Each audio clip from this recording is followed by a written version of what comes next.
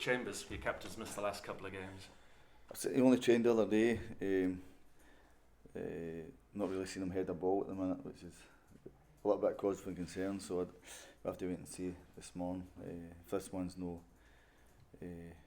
too soon, hopefully we'll be okay for the following one. So you just can't take a risk, I think, with somebody's neck, you know. And so many games after this one, yeah. Christmas, I guess. That's the bigger picture, yeah. So we have to wait and see. Luke will probably want to play, but we've got to look at all the other games that are going to come up. And what about Danny Rowe? He's had a slight knock of recently. Yeah, Daniel's still struggling, I think, with his knee a little bit. So he'll be a doubt. And what about Barry Cotter? Was that tactical the other night, or did he take a knock in the first half? Is he okay? No, I just changed it. Barry's fine. He's okay. Just gave him another little run out with it. But no, that was just a decision I made at half time. How have the boys been since Tuesday around the place? They've been alright.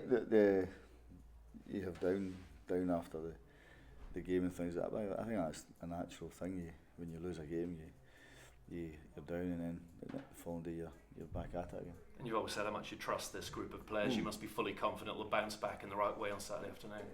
We've got no doubt whatsoever. We're a different game tomorrow, different atmosphere, different surrounding, different game. We'll be ready.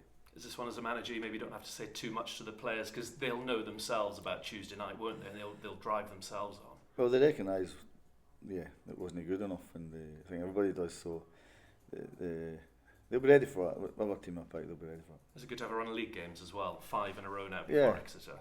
Well, yeah, that's probably the best run we'll have for a little spell. But Christmas time, New Year time, you always have that problem. And have to use your squad again over the course of those 5, I'd imagine. Well, the games will come thick and fast, yeah. As I said, with 1 or 2 injuries, you're going to need everybody to be ready to play. You said the other night you were pleased with Toto. Does he now need a run of games, do you think? Would he benefit from that? Well, the form of all the other lads, he'll fight. But the good thing for me was he didn't really train too much before the game. When he done well with it, he felt good himself. And I think he was one of the lads that probably came out the dressing room with a bit of credit. He's been really unlucky, hasn't he? Because he looked sharp pre-season, then he got the injury, which was clearly a big setback to the lad. It was huge. It was a massive injury that for us. It was a blow for us at that point, because we'd every intention that he'd probably start the season, and the injury happened in Meppen, and he was out there for a few months with it. So that was a blow, but touch wood, he's going to be okay. A real positive this week was Freddie playing against Millwall on Monday, wasn't it? Yeah, still, listen, it's still a long way, and you shouldn't pin your hopes on Freddie at the minute, because it's still a long way. Him and Bishop, they're doing really well. The guys are doing really, really well, and slowly but surely we'll hopefully get them back. I suppose you'd expect it from the player himself. Freddie's already targeting Portsmouth after one more 23s game. Is that too much, do you think, for him? Listen, it's a footballer's head he's thinking with, you know. It's a big ask if you haven't even been thrown into the deep end yet, you know. So the last thing I'd ever want anything to happen would be that same injury to him, which can happen, which can happen. So no, you've got to use your sensible head with that one. But what a prospect if he's back and flying, maybe towards the end of January into February, to have him for the last few months of the season. Well, that's the aim, I think. If we can carry on where he left off last season, then great for everybody. But you've got to be a bit sensible with it. It's a nasty injury, that one. Another goal for Luke Garbett. He's having a really good season, isn't he? Would you like to do something with Luke? I think Lee's talking to Everton already. I think he's done great. I think he's scored 5 or 6, I think, from more or less left back, which is an incredible return. So really, really happy with his contribution since he's been here. So you're hoping to do that in January, because other clubs might sniff around, they'll see what kind of a season he's having. They could do, yeah. But I think Luton really enjoys it here. He's playing in front of big crowds every week. So a lot will depend on Everton, and a lot will depend on Luke. A young lad, Levi Ando, who you have got lined up to come in January. What do you like about him? I just seen him a few games with the kids, and I thought he was pretty decent. As I said, he's just a baby still learning. But what I saw in a few games, he was definitely worth having another look at. Somebody who's versatile. Can he play right back, centre half, maybe midfield? Versatility can kill you at times. So if you can nail a position down at centre half or right back, whatever, I would probably start. It's a difficult one, that, because he's still young, developing, but what I've seen, he was definitely useful. Bristol Rovers got themselves in a good little run, haven't they? Yeah, very good. So again, but you could ask me that about every team we play. Every team will raise our game against us. We have to go above that, which we have done most of the season, and hopefully we'll get back to the way we were playing prior to that Coventry game. What they like as a side, the sort of team that gets the ball down and plays. They'll be a handful. They'll be strong. They'll be big. They'll be organised. Everything you expect of a team coming here. So this is not an easy game. After the disappointment of Tuesday, we haven't really had the chance to talk about the first half last week at Coventry. I mean, that was as well as you played all season. That must give you heart if you can kick into the groove over 90 minutes playing like that. Yeah, but we never got a result. We drew. The game's about winning. You have to win games. You have to win titles, or I always say trophies. Great playing football. Great, lovely, looks great to the eye. But you've got to win. And that's the nature of the game. The nature of the game is about winning. And yeah, if somebody said to me, "Don't play well and you win, you take it, and move on." So we played good for 45 minutes, but the game lasted 90 minutes. And some of the football was excellent. We could have been 3 or 4 up. I don't think anybody would have begrudged us that. But at the end of the day, you have to win. You've got to win. We've been playing really well. We've been relentless with intensity. Tuesday night there was no intensity in our game. Every other game there's been intensity, but you can't play well for 45 minutes and only getting 1-0 up. Does that make team selection tough for this one, whether to go back to that side that played so well or give the boys another chance from Tuesday to let themselves down? No, I'll pick a team. I always say that to you. I'd pick a team that I think is going to win a particular game, and they've always done that. Even in Premier League, any other league I've been in, I'd pick a team that's going to go and try and win. Thanks, Paul. All right. Five cup games in the last 8. It's been a bit of a strange schedule this season, hasn't it? Are you kind of relieved to put that aside now and get to the bread and butter of what this season's all about? Well, the league is always your most important thing. That's always the most. If you do well in the cups, great, and you get something at the end of it, great. But the league's the most important thing. So now we're in a run of league games. Let's see what happens in these next few before we have to go and play extra. In your experience, how big is this sort of Christmas schedule? Looking at these next 5 games, did you start to look at little pivotal moments in the season, or did you not think of it like that? Nah, I go by game by game.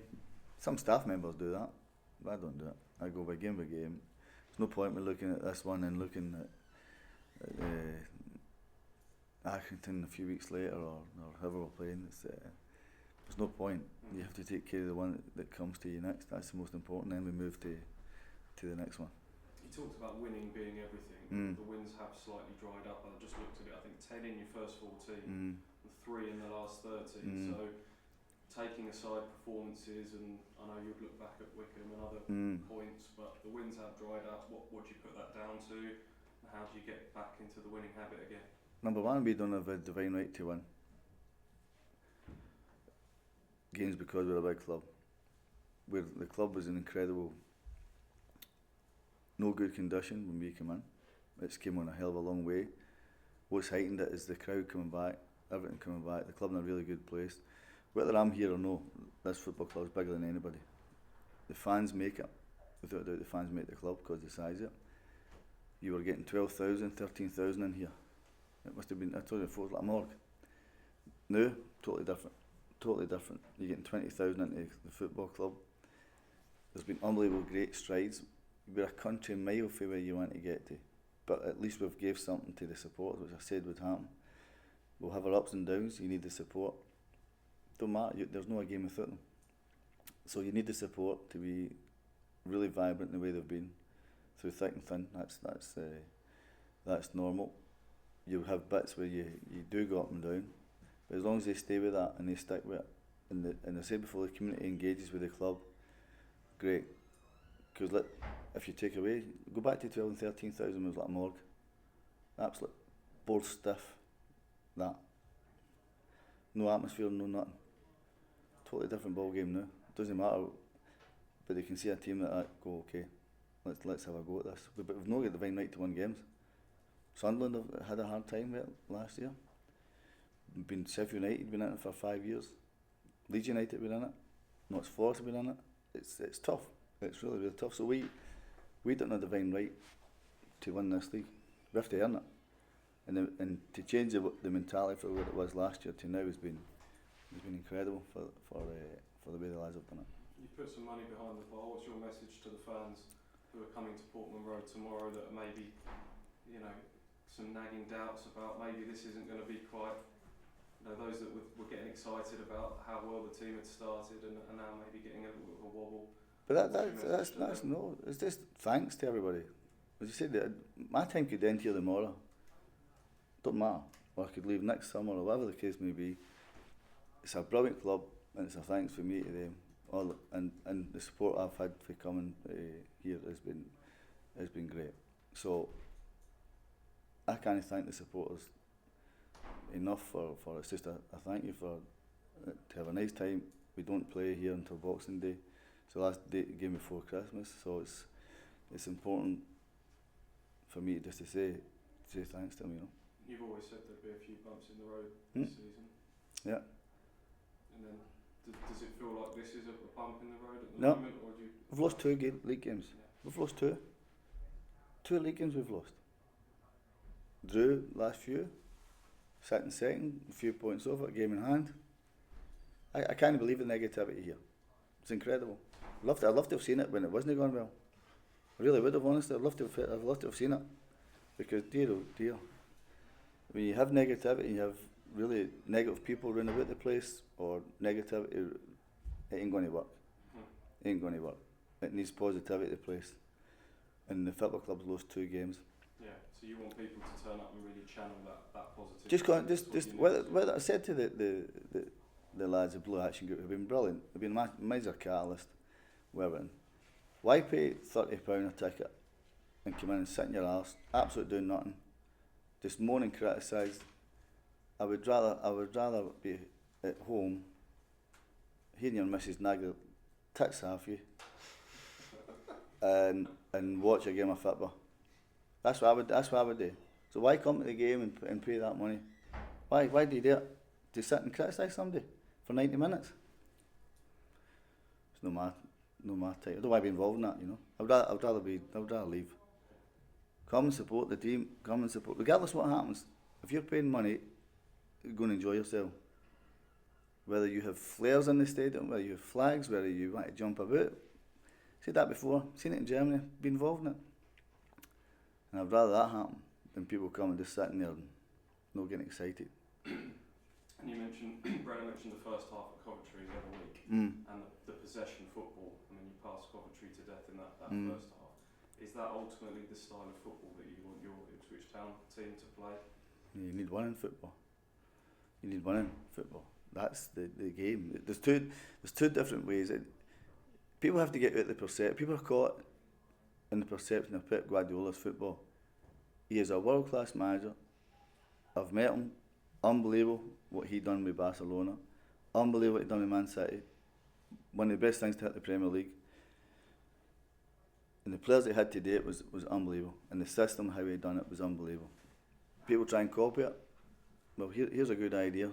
Try and get the same amount of players as what they've got, or the top ones. You can't do it. It's impossible. You look at Jurgen at Liverpool, and Maurizio at Tottenham. Football's totally different. It's a totally different game. They go intensity, they press, they speed. Totally different components of how to play football. So, but I'll guarantee if you sat and listened to two of them, they'll say it's about winning, regardless how you do it. You can't copy it. You have to go with what you think. So this perception of playing out for the back, brilliant, really, really good if you can get it done. The perception at the top end of the pitch is another brilliant way of playing football. It's eras and perception how people want it. There's no right way and the wrong way to play football. So has that first half and ultimately not capitalising on it made you think that perhaps you've got to be more pragmatic in the way you get wins from this group of players in League One at this moment in time? We have to win. We have to win regardless how we do it. The fans want to see exciting football, or nobody will thank me for playing 55 passes at the back and going nowhere. Nobody will. But that's not the game. The game is you've got to score more than the opposition. That's the game. And I said there's no right way and the wrong way to play football, but you have to try and win, regardless how you do it. So you work with the guys you've got who've gave us everything in the last year, and everything about it. We try and go and win, regardless how we do it. Whether it's with pure hectic intensity football, whether it's possession based football, there's no right way and the wrong way.